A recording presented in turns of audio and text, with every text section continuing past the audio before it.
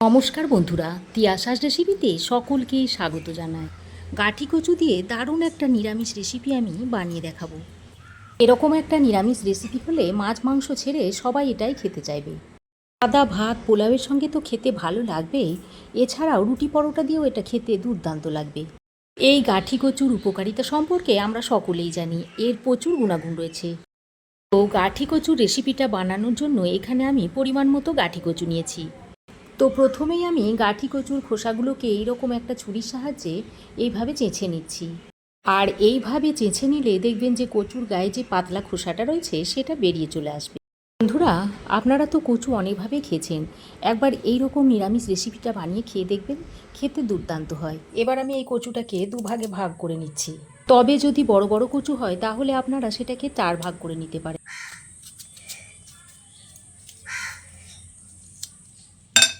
দেখুন, আমি খুব একটা ছোট করছি না, এরকম দুটো ভাগে ভাগ করে নিচ্ছি।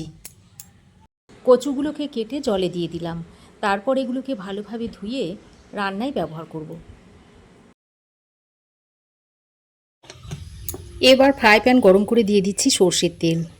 রান্নাটা আমি সর্ষের তেলে করব, আপনারা চাইলে সাদা তেলেও করতে পারেন। তবে আমি এই রান্নাটায় কয়েক টুকরো আলু ব্যবহার করব। আলু ছাড়াও কিন্তু রান্নাটা করা যাবে, তবে আলু দিলে কচুর তরকারিটা খেতে বেশ ভালো লাগবে। আলু ও কচু আমি দিয়ে দিয়েছি। এবার এর মধ্যে অল্প পরিমাণে একটু নুন দিয়ে আলু আর কচুটাকে ভালো করে ভেজে নেব। তবে আপনারা চাইলে অল্প পরিমাণে একটু হলুদ দিয়েও ভেজে নিতে পারেন। এবার আমি একটু ঢাকা দিয়ে আলু আর কচুটাকে ভেজে নেব। এভাবে ঢাকা দিয়ে আলু আর কচুটাকে ভেজে নিলে ভাজতে ভাজতে কচুর আর আলুটা বেশ অনেকটাই সেদ্ধ হয়ে যাবে। দেখুন, ঢাকাটা খুলে খুলে আমি আলু আর কচুটাকে 2-3 বার নেড়ে চেড়ে নিয়েছি।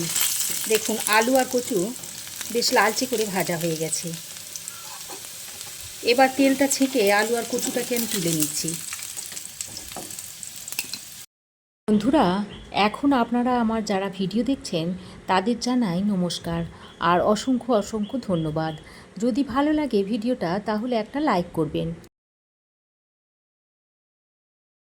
এবার আমি ওই তেলের মধ্যে দিয়ে দিচ্ছি 2টো তেজপাতা, দিয়ে দিচ্ছি অল্প একটু গোটা জিরে, আর দিয়ে দিচ্ছি একটু হিং। এবার ফোড়নটাকে কিছুক্ষণ ভেজে নিচ্ছি। তারপর এর মধ্যে দিয়ে দিচ্ছি 1 চামচ আদা বাটা, আর দিয়ে দিচ্ছি কাঁচা লঙ্কা কুচি। আদা বাটা আর কাঁচা লঙ্কাটা দিয়ে ফোড়নের সঙ্গে কিছুক্ষণ ভেজে নিচ্ছি। দেখুন, আদা কাঁচা লঙ্কা কিছুক্ষণ ভেজে নেওয়ার পর এর মধ্যে অল্প একটু জল দিয়ে দিচ্ছি যাতে কোনো মশলা পুড়ে না যায়। এবার আমি এখানে কিছু গুঁড়ো মশলা দিয়ে দিচ্ছি। আমি এর মধ্যে দিয়ে দিচ্ছি 1 চামচ জিরে গুঁড়ো, 1 চামচ দিয়ে দিচ্ছি ধনে গুঁড়ো, 1 চামচ হলুদের গুঁড়ো দিয়ে দিচ্ছি, আর 1 চামচ দিয়ে দিচ্ছি কাশ্মীরি লঙ্কার গুঁড়ো। ঝাল খুব একটা হবে না, কিন্তু কালারটা সুন্দর হবে। গুঁড়ো মশলাগুলো দিয়ে আবারও ভালো করে নেড়ে চেড়ে মিশিয়ে নিচ্ছি। মেশানো হয়ে গেলে বেশ কিছুক্ষণ কষিয়ে নিতে হবে। দেখুন, বেশ খানিকক্ষণ সময় ধরে মশলাটাকে আমি খুব ভালো করে কষিয়ে নিয়েছি, আর মশলা থেকে দেখুন তেল ছাড়তে শুরু করেছে। আর এই পর্যায়ে আমি একটা টমেটো বেটে এর মধ্যে দিয়ে দিচ্ছি। তবে আপনারা টমেটো কুচি করেও এখানে দিয়ে দিতে পারেন, আমি টমেটো বাটা দিলাম। টমেটো বাটাটা দিয়ে মশলার সঙ্গে আবারও বেশ খানিকক্ষণ সময় ধরে কষিয়ে নিতে হবে। দেখুন বন্ধুরা, টমেটোটা দিয়ে মশলার সঙ্গে বেশ খানিকক্ষণ ভালো করে কষিয়ে নিয়েছি, আর দেখুন এবারে দেখুন মশলা থেকে বেশ খানিকটা তেল ছাড়তে শুরু করে দিয়েছে। এবার এই পর্যায়ে আমি 1/2 কাপ মতো টক দই একটু ভালোভাবে ফেটিয়ে নিচ্ছি, নিয়ে মধ্যে দিয়ে দিচ্ছি। সঙ্গে অল্প একটু জলও দিয়ে দিয়েছি।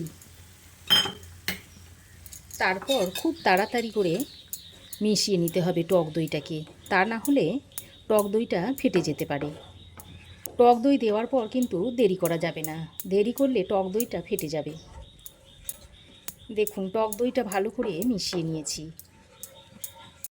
আর এই সময় গ্যাসের ফ্লেমটাকে আমি একটু লোতে করে দিয়েছিলাম। যেহেতু টক দই মেশাচ্ছি তাই আমি গ্যাসের ফ্লেমটাকে কমিয়ে দিয়েছি। দেখুন, দইটাকে খুব ভালোভাবে মেশানো হয়ে গেছে। এবার আমি এই পর্যায়ে পরিমাণ মতো নুন দিয়ে দিচ্ছি, আর স্বাদ অনুযায়ী একটু চিনি দিয়ে দিচ্ছি। যেহেতু নিরামিষ তরকারি একটু চিনি দিলে খেতে বেশ ভালো হয়। নুন আর চিনিটা দিয়ে আবারও সব কিছুকে একসঙ্গে ভালো করে নেড়েচেড়ে মিশিয়ে নিচ্ছি। এবার গ্যাসের ফ্লেমটাকে হাইতে করে বেশ কিছুক্ষণ সময় ধরে এভাবে কষিয়ে নিতে হবে। টক দইটা দিয়ে আরও বেশ কিছুক্ষণ সময় ধরে আমি কষিয়ে নিয়েছি। আর দেখুন আবারও মশলা থেকে বেশ ভালোভাবে তেল ছাড়তে শুরু করেছে। এবার আমি এই পর্যায়ে ভেজে রাখা আলু আর কচুটা এর মধ্যে দিয়ে দিচ্ছি। এবার আলু আর কচুটা দিয়ে মশলার সঙ্গে বেশ খানিকক্ষণ সময় ধরে খুব ভালো করে কষিয়ে নিতে হবে। বেশ খানিকক্ষণ সময় ধরে আলু আর কচুটাকে মশলার সঙ্গে খুব ভালো করে কষিয়ে নিয়েছি। আর দেখুন খুব ভালোভাবে কষানো হয়ে গেছে আর মশলাটা থেকে তেলটাও ছাড়তে শুরু করে দিয়েছে। এবার আমি এই পর্যায়ে দিয়ে দিচ্ছি 1 কাপ মতো গরম জল। রান্নাতে এইভাবে গরম জল ব্যবহার করলে রান্নার স্বাদ কিন্তু খুব ভালো হয়। আর এখানে আমি খুব বেশি জল ব্যবহার করছি না, কারণ এই তরকারিটা একটু মাখো মাখো হবে। তাই 1 কাপ মতো গরম জল আমি এখানে অ্যাড করলাম। গরম জলটা দিয়ে ভালোভাবে নেড়েচেড়ে মিশিয়ে নিয়ে ঢাকা দিয়ে আমি 4 থেকে 5 মিনিট মতো রান্না করে নেব। দেখুন 5 মিনিট পর আমি ঢাকাটা খুলে নিয়েছি। এবার দেখতে হবে যে সেদ্ধ হয়েছে নাকি। দেখুন কচু দেখুন খুব সুন্দরভাবে সেদ্ধ হয়ে গেছে। দেখুন কত সুন্দর কচুটা সেদ্ধ হয়েছে। দই দেওয়ার পর কচু আর আলুটাকে একবার কষিয়ে নিয়েছিলাম আর আবারও ঢাকা দিয়ে 5 মিনিট আমি রান্না করে নিয়েছি।